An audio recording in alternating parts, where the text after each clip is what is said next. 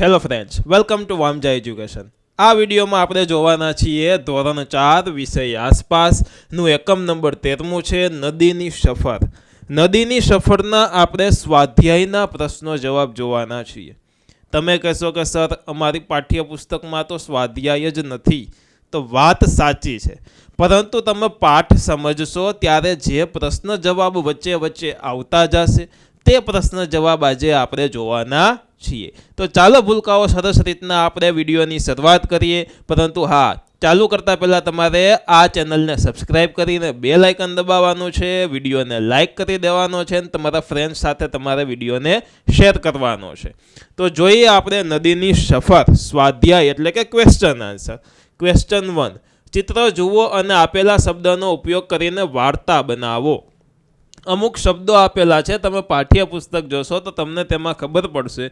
અને ચિત્ર જુઓ, ચિત્રમાં અહીંયા નદી છે, બોટ છે, અહીંયા કારખાનાઓ છે, જંગલ છે એટલે કે ઝાડવા વૃક્ષો છે, ઘર છે, માછલીઓ છે, પર્વત છે, આવી બધી વસ્તુ છે. તો તેના ઉપરથી મેં એક સરસ મજાની વાર્તા બનાવેલી છે, તે જ જોઈ લઈ કે અહીં ચિત્રમાં ઘણા બધા ડુંગરો જોવા મળે છે અને ડુંગરોનો આસપાસ પક્ષીઓ, વૃક્ષો, પ્રાણીઓ વગેરેથી વાતાવરણ સુંદર અને રમણીય દેખાય છે. તમારા પ્રશ્ન જવાબ લખવા હોય તો જ્યારે હું સાઈડમાં ઊભો હોય ત્યાં તમારા વિડીયોને સ્ટોપ કરી દેવાનો, પોઝ કરી દેવાનો અને પછી તમારે લખી લેવાનું છે. પછી આગળ, ડુંગરમાંથી આવતી નદીનું પાણી વાદળી રંગનું, શુદ્ધ અને તેમાં ઘણી બધી માછલીઓ તરે છે અને આ નદી વહી અને એક ગામ તરફ આવે છે. અહીં ગામના લોકો નદીમાં કપડાં ધોવે છે, તેમના બાળકો નાય છે, ઢોરોને પણ પાણીમાં નવડાવે છે. આમ અહીં પાણી થોડું પ્રદૂષિત થાય છે અને આ પ્રદૂષણના કારણે પર્વતોની નદીમાં જેટલી માછલીઓ રહે છે તેના કરતાં અહીંની નદીમાં ઓછી માછલી જોવા મળે છે. ગામની નદી છે તેમાં ઓછી માછલી છે, જ્યારે પર્વતની નદી છે તેમાં વધારે માછલીઓ રહે છે. કારણ કે પર્વતની જે નદી છે એ શુદ્ધ છે, ગામમાં નદી છે એની અંદર કારખાનાનો કચરો એટલે કે તેમનું ગંદુ પાણી તેમાં ભરે એટલે કે પાણી ગંદુ હોય છે, જેથી કરીને ઓછી માછલીઓ તેમાં રહે છે. ગામમાંથી વહીને નદી હવે શહેર તરફ આવે છે અને શહેરમાં વૃક્ષો કે પ્રાણીઓ જોવા મળતા નથી અને અહીં નદીમાં જહાજ અને ફેક્ટરીઓ જોવા મળતા નથી. નદીમાં જહાજ અને ફેક્ટરીઓ જોવા મળતા નથી. અહીં નદીમાં જહાજ અને ફેક્ટરીઓ તેમજ ઇમારતો જોવા મળે છે અને જહાજ નદીમાં ચાલવાથી તેમાં નીકળતું તેલ પાણીને ગંદુ કરે છે. એટલે કે આ શું કહેવા માગે છે કે ગામની અંદર જહાજ અને ફેક્ટરી જોવા મળતી નથી, જ્યારે શહેરની અંદર નદીમાં જહાજ એટલે કે બોટ હોય, સાથે સાથે ફેક્ટરીઓ હોય. જહાજ ચાલે એમ એમાંથી ગંદુ તેલ નીકળતું હોય તો તે નદીમાં ભળે અને કારખાનાનું ગંદારું પાણી છે તે નદીમાં ભળતું હોય છે. તે જ રીતે ફેક્ટરીમાંથી નીકળતું ગંદુ પાણીનો નિકાલ નદીમાં થાય છે. જે ફેક્ટરીનું કેમિકલવાળું પાણી નદીના પાણીમાં ભળતા પાણીનો કલર બદલી જાય છે. પહેલાં વાદળી કલર હોય, ધીમે ધીમે પાણીનો કલર બદલી જાય છે, માછલીઓ પણ મરી જાય છે. આમ અહીં નદીના પાણીનો રંગ બદલી જાય છે અને વાદળી પાણીની જગ્યાએ કલરનું પાણી જોવા મળે છે. માછલીઓ પણ જોવા મળતી નથી. આમ પર્વતોમાંથી નીકળતી નદી શુદ્ધ અને રમણીય હોય છે, જે શહેરમાં આવતા પ્રદૂષિત થઈ જાય છે. અને વાર્તાનું એક શીર્ષક કહી દઈ તો સુંદર નદી બની બદસુરત. પહેલાં સુંદર હતી તે બદસુરત બની જાય છે. વિડીયોને પોઝ કરી આ પ્રશ્નનો જવાબ તમારે લખવાનો હોય તો તમે લખી શકો છો. જોઈએ ભૂલકાઓ આગળ. પ્રશ્ન બીજો, જે ઓલું આગળનું ચિત્ર જોયું તે જ ચિત્ર જુઓ અને આપેલા પ્રશ્નના જવાબ આપો. જવાબ આપવાના છે. તો કે નદી જ્યાંથી શરૂ થાય છે ત્યાં પાણીનો રંગ કેવો છે? તો કે નદી જ્યારે પહાડોમાંથી આવે છે ત્યારે પાણીનો રંગ વાદળી જોવા મળે છે અને પાણી રંગીન હોય છે. કેવું હોય? કલરફુલ, રંગીન હોય છે. ક્વેશ્ચન 2, નદીમાં ક્યાંય ખૂબ જ માછલીઓ છે તો ક્યાંય ઓછી અને કેટલીક જગ્યાએ તો મરેલી માછલીઓ પણ છે. આ માટે શું કારણ હોઈ શકે અને તેની આપણે ચર્ચા કરવાની છે. તો કે આપણને ખબર છે કે પર્વતમાં જે નદી વહેતી હતી તેમાં ખૂબ જાજી માછલીઓ હતી. શું કામ? તો કે ત્યાં નદી શુદ્ધ હતી. પછી ગામડામાં ગઈ તો ગામડામાં માછલીઓ પર્વત કરતાં ઓછી થઈ ગઈ, કારણ કે એમાં થોડું ઘણું પાણી ગંદુ થયું. શહેરમાં તો ખૂબ ગંદુ પાણી હતી, એટલે કે ત્યાં માછલીઓ ઘણી બધી મરી પણ ગઈ. આપણને જીવન જીવવા પાણીની જરૂર છે, તેમજ માછલીઓને પણ જીવન જીવવા માટે પાણી જરૂરી છે. આપણે આપણા સ્વાર્થ માટે, જરૂરિયાત માટે પાણીને ગંદુ કરીએ છીએ અને આપણે પોતે તો ચોખ્ખું પાણી પીએ છીએ, પરંતુ આ ગંદા પાણીમાં માછલીઓ રહે છે અને તે વિચારતા નથી કે પ્રદૂષિત પાણી માછલીઓના શરીરમાં જાય છે અને તે મૃત્યુ પામે છે. પ્રશ્ન નંબર 3, નદી ગામમાં પહોંચે તે પહેલાં તેમાં શું જોઈ શકાય છે? નદી જ્યારે ગામની અંદર પહોંચે તે પહેલાં તેમાં શું દેખાય છે? તો કે નદી ગામમાં પહોંચે તે પહેલાં તે પહાડોમાંથી આવે છે અને ત્યાં ઘણી બધી માછલીઓ, ફિશ, માછલીઓ જોઈ શકાય છે. 4, કઈ જગ્યાએ પાણીનો રંગ બદલાઈ ગયો અને આવું કેમ બન્યું તેની આપણે ચર્ચા કરવાની છે. તો કે આપણને જોવા મળે છે કે પહાડોમાંથી વહી નદી ગામ અને શહેરોમાં આવે છે ત્યારે તેનો રંગ બદલાઈ ગયો, એટલે કે તેમનો કલર બદલાઈ જાય છે. ગામમાં કપડાં ધોવા, ઢોરને નવડાવવા, મળમૂત્ર કરવાના કારણે ફેક્ટરીઓનું કેમિકલવાળું ગંદુ પાણી ભરવાથી તેમજ આવા અનેક કારણોથી નદીનું પાણીનો રંગ બદલાઈ જાય છે. નદીનું પાણી અને તેમનો કલર ફરી જાય છે, એટલે કે બદલાઈ જાય છે.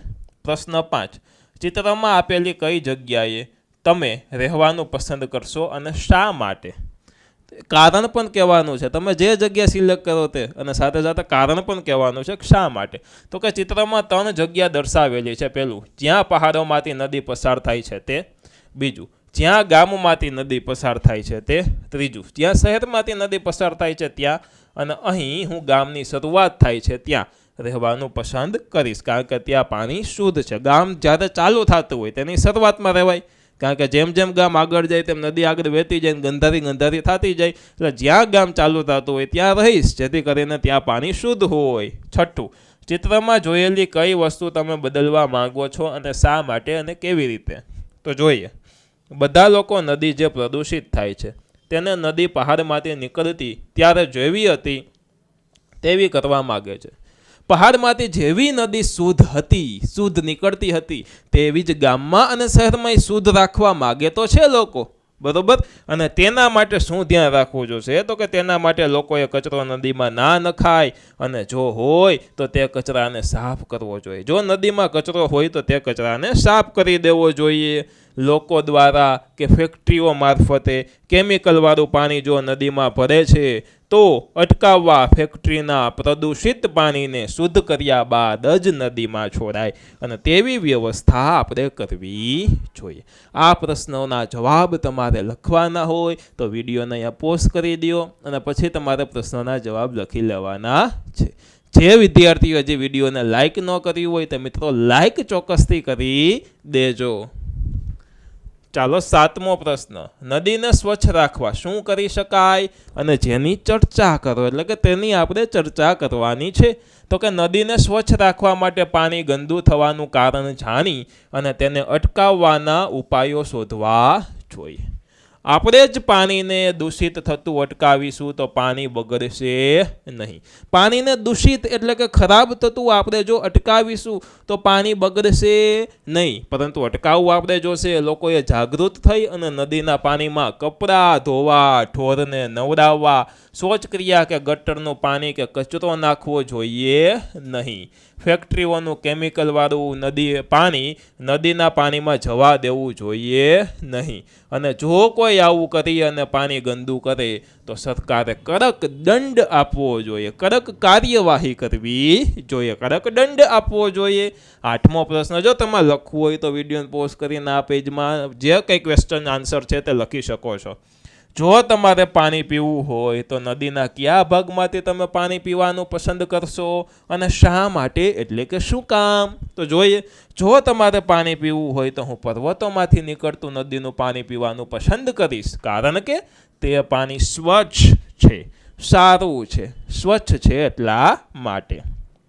9મો પ્રશ્ન, ચિત્રના છેલ્લા ભાગમાં નદી દરિયાને મળે છે શું તમે ક્યારેય દરિયો જોયો છે? દરિયો તમે જોયો છે કે નહીં? અને ક્યાં જોયો છે? ફિલ્મમાં કે કોઈ બીજી જગ્યાએ? તો કે લખશું કે હા, મેં દરિયો ગોવા ગયા હતા ત્યાં જોયેલો છે, અને તે સિવાય ટીવીમાં ફિલ્મ જોતા પણ દરિયો જોયો છે. અમે ગોવા ફરવા ગયા હતા તો ત્યાં સરસ મજાનો મેં દરિયો જોયેલો છે, અને સાથે સાથે ફિલ્મમાં એટલે કે પિક્ચરમાં પણ મેં દરિયો જોયેલો છે. 10મો પ્રશ્ન, તમે ક્યારેય નદી કે દરિયા કિનારે ગયા છો?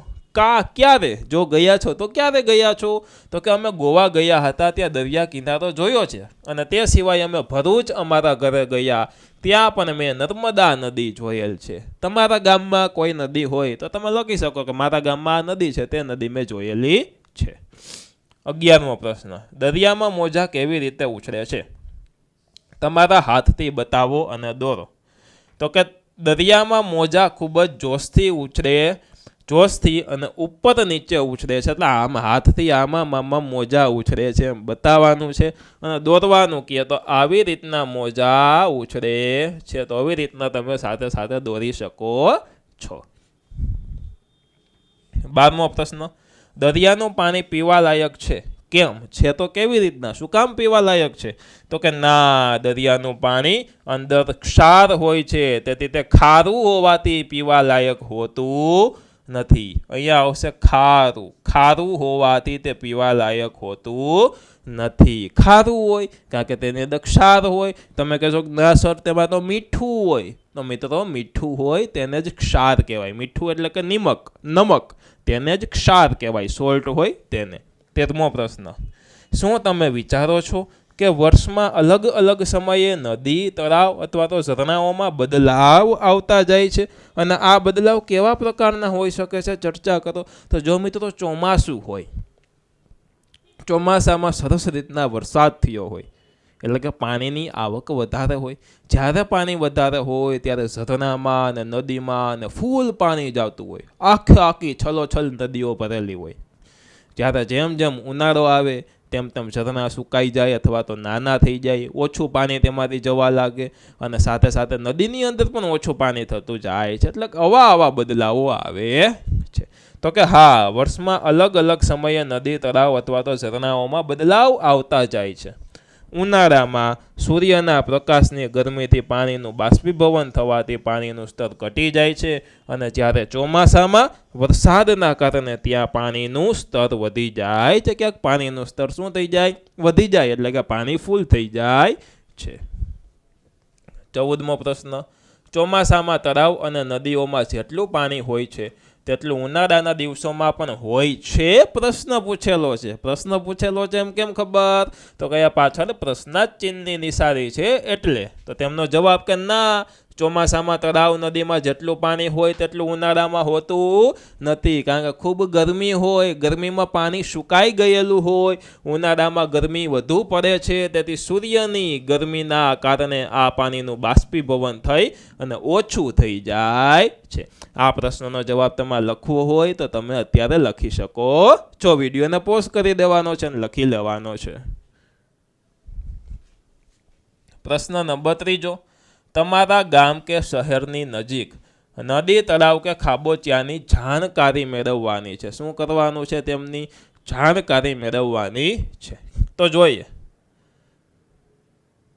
ઉનાળા, શિયાળા અને ચોમાસા દરમિયાન પાણીમાં કોઈ ફેરફાર જોવા મળે છે?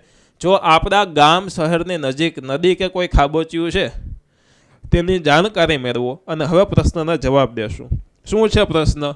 કે ઉનાળા, શિયાળા અને ચોમાસા દરમિયાન પાણીમાં કોઈ ફેરફાર જોવા મળે? તો કે હા, ચોમાસામાં આખું ભરેલું હોય, શિયાળામાં એનાથી ઓછું હોય, ઉનાળામાં એનાથી ઓછું પાણી હોય. હા, ઉનાળામાં ગરમીથી પાણીનું સ્તર ઘટે છે, ચોમાસામાં વરસાદના કારણે પાણીનું સ્તર વધે છે, અને શિયાળામાં પાણીનું સ્તર બહુ ફરક પડતો નથી. બીજું, તમે ક્યાં જળચર પ્રાણીઓ જોવા મળે છે? જળચર પ્રાણી એટલે કે જે પ્રાણીઓ પાણીની અંદર રહેતા હોય તેવા પ્રાણીને જળચર પ્રાણી કહેવામાં આવે છે. તો કે નદી કે દરિયામાં પાણીમાં માછલીઓ, ડેડકા, કરચલા, જળસાપ, કાચબા, મગર વગેરે જળચર પ્રાણીઓ જોવા મળે છે. તમારે લખવાનું હોય તો વિડીયોને પોઝ કરીને પ્રશ્નનો જવાબ લખી લેજો.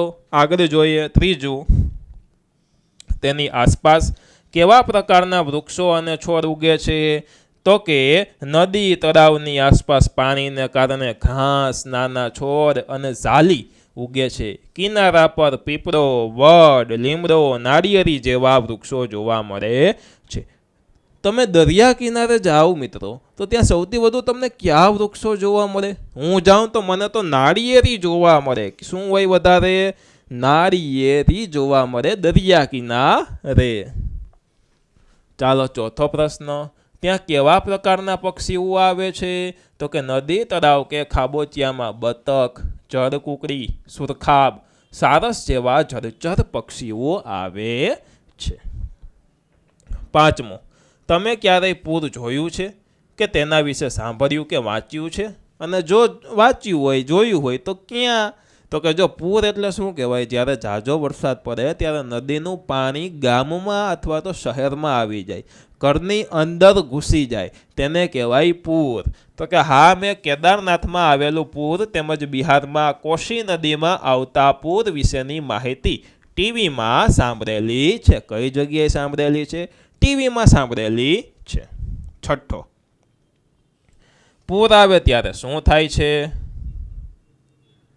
પૂર આવવાથી તેનું પાણી આજુબાજુના બધા જ વિસ્તારોમાં ફરી વળે છે અને જેથી જાનમાલ, ઢોર ઢાખરને પણ નુકસાન પહોંચાડે છે અને રસ્તાઓ તૂટી જાય છે અને પુલ પણ ઘણી વાર તૂટી જાય છે. પુલ છે તે પણ ઘણી વખત તૂટી જાય છે. સાતમો પ્રશ્ન, તમે તળાવ કે નદીમાં ખરાબ પાણી જોયું છે? અને જો જોયું છે તો ક્યાં તમે જોયું છે? તો કે હા, મેં તળાવ કે નદીમાં ખરાબ પાણી જોયું છે. અમારે ત્યાં તળાવમાં કિનારે બગીચો છે અને ત્યાં રમવા જઈએ છીએ અને ત્યાં તળાવમાં લોકો કપડાં ધોતા હોય છે અને તેના કિનારે કચરો પણ જોવા મળે છે. એટલે ખરાબ પાણી ત્યાં જોયેલું છે. હા, લખવાના ઘણા લોકોને બાકી હોય તો વિડીયોને પોઝ કરી દો, સ્ટોપ કરી અને તમે લખી લ્યો. બરોબર, આગળ જોઈએ હવે. પ્રશ્ન 8, પાણી ગંદુ હોય એની તમને કેવી રીતે ખબર પડે છે? અને જો પાણી સ્વચ્છ દેખાતું હોય તો તે પાણી પીવા લાયક છે, તેની ચર્ચા કરો. પીવા લાયક છે કે નહીં તેમની ચર્ચા કરો. તો કે ના, સ્વચ્છ દેખાતું પાણી ચોખ્ખું હોતું નથી. જે પાણી ચોખ્ખું દેખાય છે તે પણ ચોખ્ખું ન પણ હોય, તેની અંદર બેક્ટેરિયા હોય, જમ્સ હોય, બરોબર, તેમાં ઘણા સૂક્ષ્મ જીવો હાજર હોય છે જે નરી આંખે જોઈ શકાતા નથી. નરી આંખ એટલે કે સામાન્ય આંખ, એમના આંખની મદદથી જોઈ શકાતા નથી. તેને જોવા સૂક્ષ્મદર્શક યંત્રની જરૂર પડે કે એવું યંત્ર હોય કે જેનાથી એકદમ ઝૂમ કરેલું દેખાય, જેને કહેવાય સૂક્ષ્મદર્શક યંત્ર. અને તેથી બહાર જઈએ ત્યારે ગમે ત્યાં પાણી શુદ્ધ સમજી અને પીવું જોઈએ નહીં. ગમે ત્યાં પાણી પી લેવાનું નહીં. ચાલો ક્વેશ્ચન 4, આટલું કરો. અને આ શું છે? પ્રવૃત્તિ છે. તો પહેલું, અવલોકન કર્યા પછી સાચી જગ્યાએ હા લખો. સાચી જગ્યાએ હા લખવાની છે અવલોકન કર્યા પછી. તો જુઓ, મેં મારી રીતનું અવલોકન કરેલું છે તે લખું.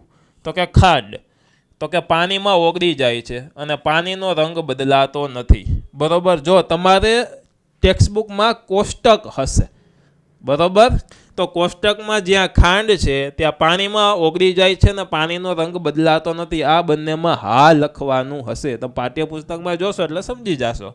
ત્યારબાદ મીઠું, તો કે પાણીમાં ઓગળી જાય છે અને પાણીનો રંગ બદલાતો નથી, આ બંનેમાં હા લખજો.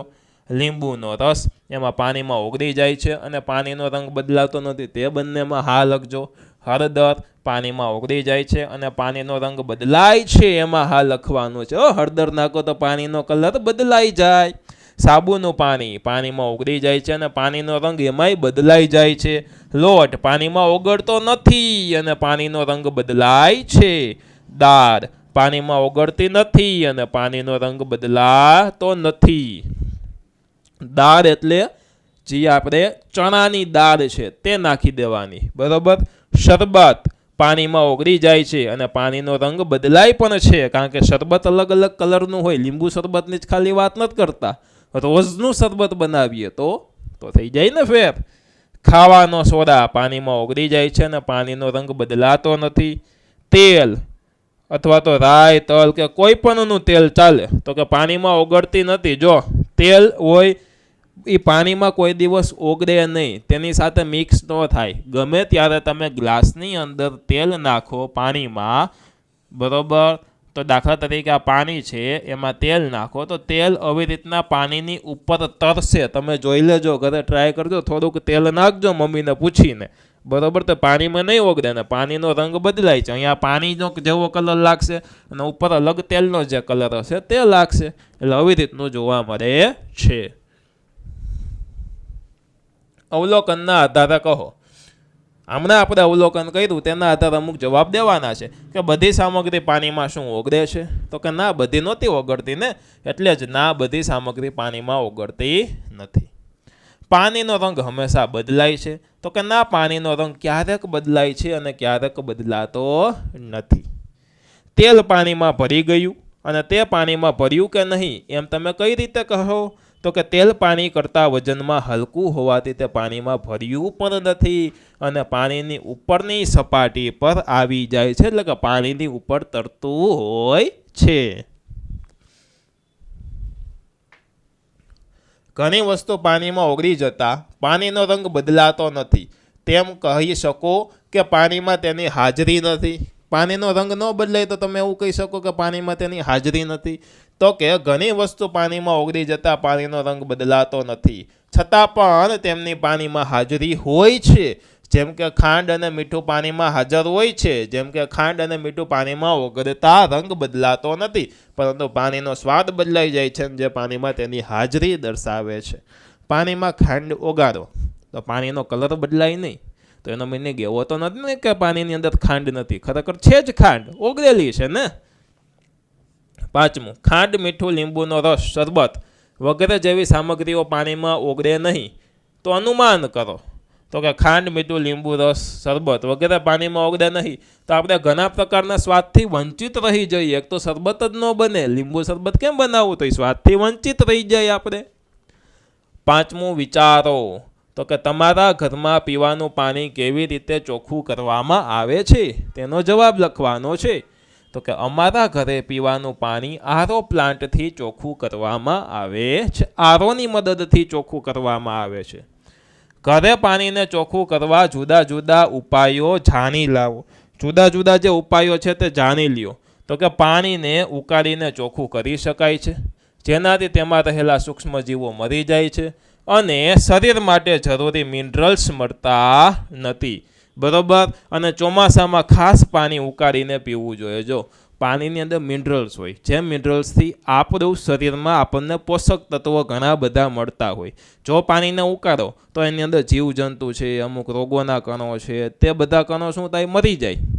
પણ જે મિનરલ્સ હોય છે જે આપણા માટે ઉપયોગી છે તે મળતા નથી. એટલે ચોમાસામાં તો ખાસ પાણીને ઉકાળીને પીવું જોઈએ.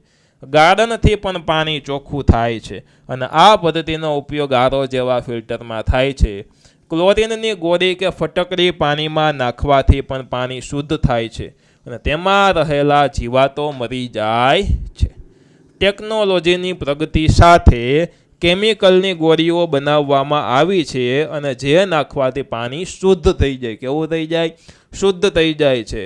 મોડર્ન મશીનરીથી પણ પાણી શુદ્ધ કરવામાં આવે છે અને આ ફિલ્ટરોમાં જરૂરી મિનરલ્સ પાણીમાં મરી જાય છે. ડિસ્ટિલેશન પદ્ધતિ અહીં આ મોટા મોટા પ્લાન્ટમાં જોવા મળે છે, જેમાં પાણી ગરમ કરવામાં આવે છે અને ત્યારબાદ તરત તેને ઠંડુ કરી દેવામાં આવે છે અને આ રીતે પણ પાણી શુદ્ધ થાય છે.